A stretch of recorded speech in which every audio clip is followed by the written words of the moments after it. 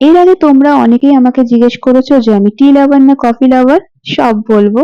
তার আগে বলি আমি নিষ্ঠা আর দ্য প্রিটি পাম্পকিন ব্লগে তোমাদের সবাইকে স্বাগত জানাই।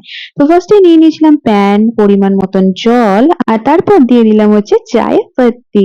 তাহলে এবার তো বুঝতে পেরেছো যে আমি একজন টি লাভার। হ্যাঁ, আমি একজন টি লাভার, আর চাটা আমার কাছে শুধু পানীয় নয়, এটা আমার কাছে একটা ইমোশন। কথার কথা নয়, সত্যি কথা।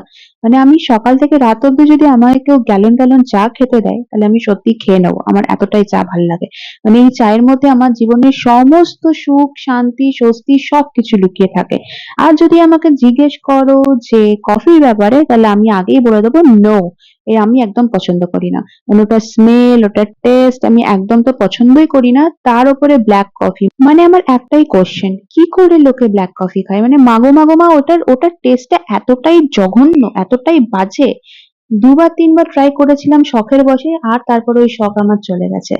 তো যাই হোক, এখানে আমি চলে এসেছি হচ্ছে নিজের রুমে আমি নিজের সাথে চা এনজয় করতে করতে মনে পড়ে গেছিল, আরে ভাই আমার তো যোগা ক্লাস, অলরেডি আমি লেট।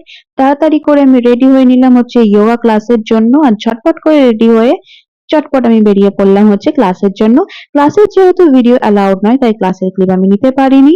এই যে আমি পৌঁছে গেছি যোগা ক্লাসের জন্য। এরপর তাড়াতাড়ি ক্লাস শেষ করে আমি ফিরে গেছিলাম হচ্ছে বাড়ি। তো আজকের ব্লগটা ছিল এই অবধি। ভালো লাগলে লাইক, কমেন্ট, শেয়ার অবশ্যই করে দিও। দেখা হচ্ছে নেক্সট ব্লগে। টাটা।